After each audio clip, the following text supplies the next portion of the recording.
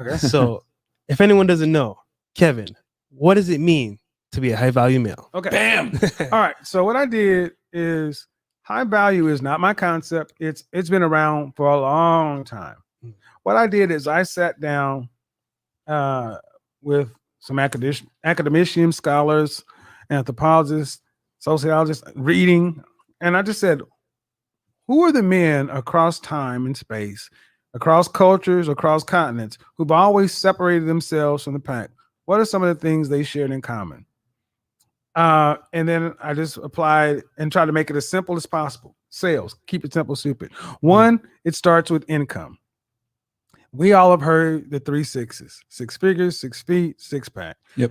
Okay, so high value in general starts. I put a number of $10,000 a month because that number, $100,000, has been with us since the 80s, 85 in particular. That's when it popped up. Mm-hmm. Didn't make it, guys. Don't shoot the messenger. And you need to make that money over a certain length of time. Guys, you know anybody can have a good year. Yep. Anybody, sure. Jeremy Lin had a couple of good games. He's not going to the Hall of Fame. 5 years is the target, but 3 years is when you're in striking distance. Because that each one of these characteristics or criteria lends itself to other aspects of a man as well. Mm-hmm. Third, high value men must recognize you as their peer or potential peer. Right. This is why you see older guys who are up here befriending younger guys who has that look like they can do it. It's a club. It's a fraternity because, anybody will tell you once you start getting to certain levels of success, it starts to thin out a lot. Yep. 4, it has to be what did I say? Visibility. Mm-hmm. Needs to be LinkedIn level. People have to be able to understand what you do.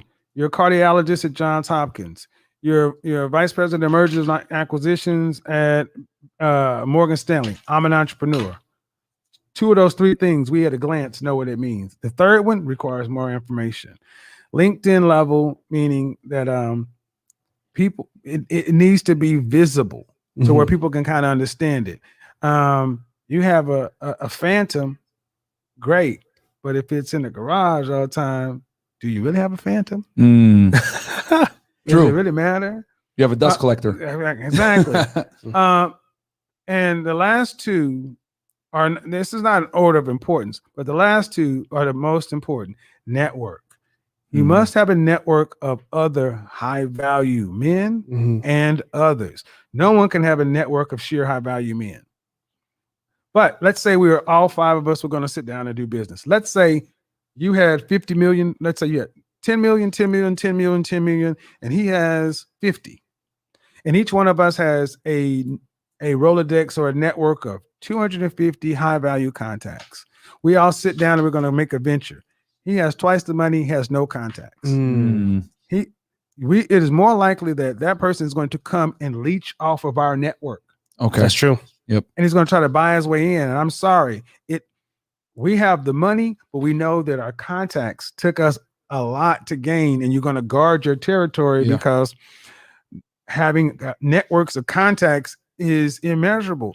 And this is why networks are so important.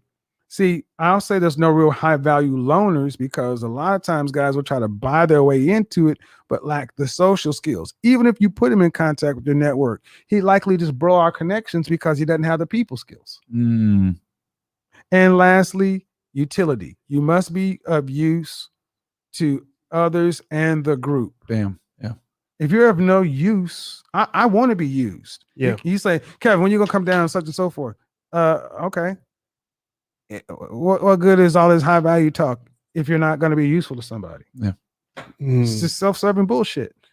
Now, I don't expect anybody to be a martyr. You're going to get something out of it, but high value is a mindset more than anything else. But you have to have these other markers because whether we like it or not, the market decides. Yes. Yeah. The market Very decides everything. The market decided that Phantom is worth more than this, it's worth more than that. The market decides all of our relative value, and what we can do is do what we can to increase or decrease it according to the outcomes we want. And I say this to a lot of guys: don't kill yourself if you're not high valued. That's not the only way to be successful. Yeah. There are plenty of ways to live a fulfilled life that doesn't require all the things that I'm talking about. So I think that's one thing that's kind of gotten lost in this thing. I'm glad you said that, because I feel like you covered all the basis of what it meant to be high value. And I want to add to that as well and just say, like, for example, guys, you don't have to say you're high value. People will let you know that you're high value. Don't scream and say, hey, I'm a high value male. No. Your marketplace will tell you, your network will tell you, and just you being who you are will let you know that you are. It's like calling yourself alpha or select. It's like giving yourself a nickname. It doesn't count. Mm-hmm. Hey man, my name is Kevin, but call my buddies call me Delicious. Nobody gave you the nickname of Delicious, dude. your nickname, it has to come from. See, before I talked about high value, I talked about showing your work. Mm-hmm. And high value is a function of work, and your value will ultimately show. Case in point, people who don't like me, and when they were, we're going to expose them and talk about this and that, and I just kept on moving. Yep. I'm not going to argue. I'm not going to beef. I'm not going to give up. I'm just keep on moving. And even people like, well, I still don't necessarily like you, but I respect the work. And I'm like, you don't even know me. Yeah. Yeah. But okay. Yeah. I remember you said a quote on one of the episodes of The Six, and you said, I only debate my equals, all others I teach. Mm-hmm. And I was like, wow, like you don't even see the haters.